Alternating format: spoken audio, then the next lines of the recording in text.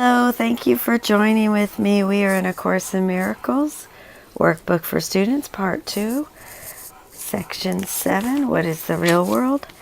And my voice has gone again, so Lesson 295. The Holy Spirit looks through me today. Christ asks that He may use my eyes today and thus redeem the world. He asks this gift that He may offer peace of mind to me and take away all terror and all pain. And as they are removed from me, the dreams that seem to settle on the world are gone. Redemption must be won. As I am saved, the world is saved with me, for all of us must be redeemed together. Fear appears in many different forms, but love is one. Love is one here means that it unites everyone in the experience of salvation. Therefore, fear appears in many different forms here must refer to fear as something that separates people into a multitude of highly individual experiences of fear.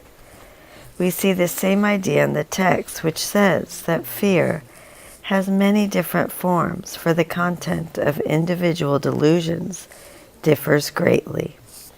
And that's from chapter 13. My Father, Christ has asked a gift of me, and when I give, that it be given me.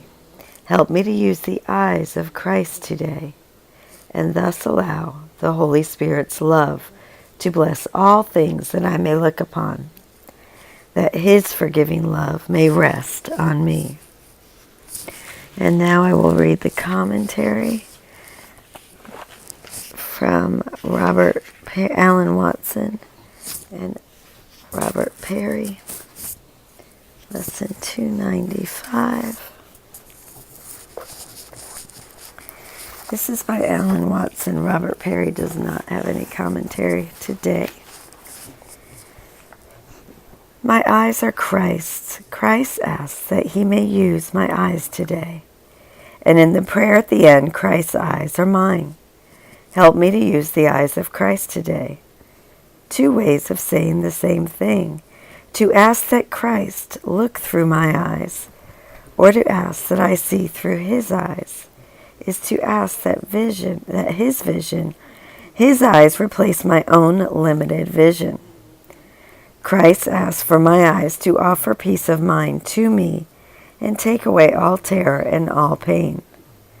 He is not asking me for sacrifice, but asking so that He can give a gift to me. He offers to take my perception from me because my perception shows me terror and pain. He offers to replace it with His own vision showing me peace, joy, and love. As we give our lives to God, we begin to experience that rather than living, we are being lived. The Holy Spirit is looking through our eyes. He is speaking through our lips. He is thinking with our minds.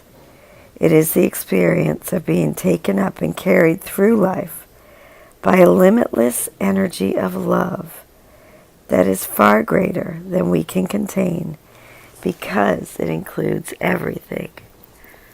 And how beautiful is that? Say hi, Greta.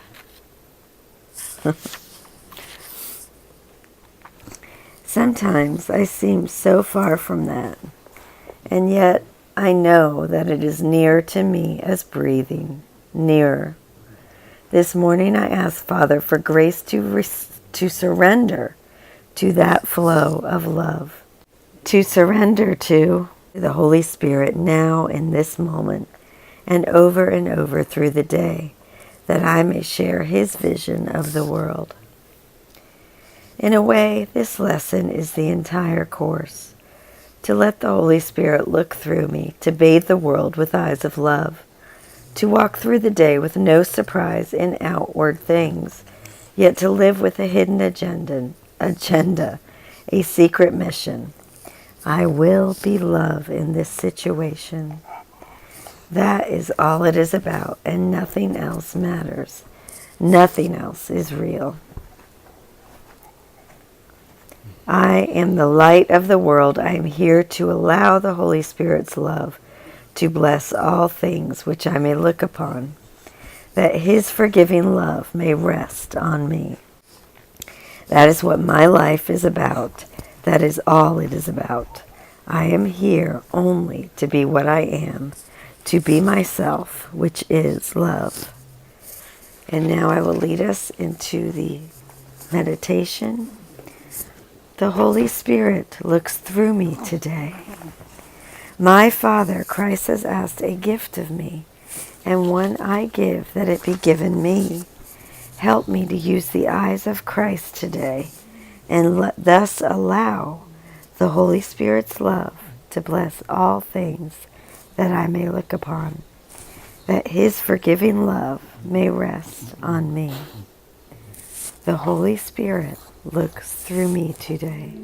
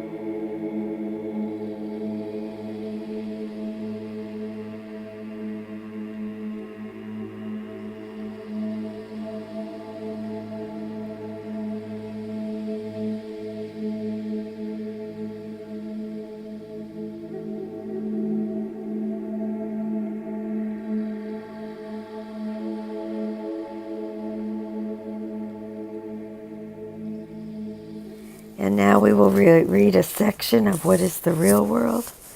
Paragraph 3, sentences 1 through 3. Please forgive me with my voice. It doesn't really hurt, but I know it must sound awful. So I apologize, but I made a commitment to this, and I'm sticking to my commitment. What need has such a mind for thoughts of death, attack, and murder? What can it perceive surrounding it but safety, love, and joy? What is there it would choose to be condemned, and what is there that it would judge against? And now I will read Alan Watson's commentary. What need has such a mind for thoughts of death, attack, and murder? Such a mind is what? A mind at peace. A mind that has forgiven itself. A mind at peace within itself. Can I imagine what it would be like for my mind to be at peace within itself? Can I imagine what it would feel like to have completely forgiven myself? To have no lingering regrets over the past? No fear of the future? No hidden guilt?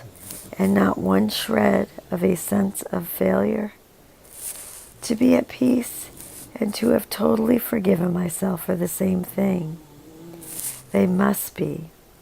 How can I be at peace if I have not forgiven myself for something? How can I forgive myself for something if I am not at peace about it? Let me look at myself and be willing to face the self-condemnation that is hidden in the dark closets of my mind. I know it is there. It is the source of the constant vague uneasiness that haunts me. The tendency to look over my shoulder. The seemingly slight anxiety that comes with an unexpected letter or telephone call. Something in me is expecting to be found out.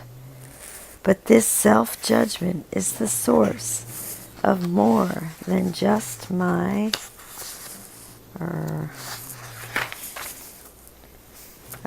personal feelings of uneasiness. It is also the source of all my thoughts of death, attack, and murder. My fear of death comes from my buried guilt. My instinctive attacks on those around me are a defense mechanism I have developed to fend off judgment for my sins. My desires to take from others for myself, in the extreme murder, come from the sense that something is lacking in myself. And all of these contribute to my perception of the world. They are the reason why I see sights of fear and sounds of battle everywhere. If my mind were at peace, if I had forgiven myself, I would see the world differently. I would see without these filters that distort my vision. I would see the real world. All such a mind would see is safety, love, and joy. Without guilt in my mind, I wouldn't be sick. Sorry, I just threw that in. Without guilt in my mind, what is there it would choose to be condemned? And what is there that it would judge against?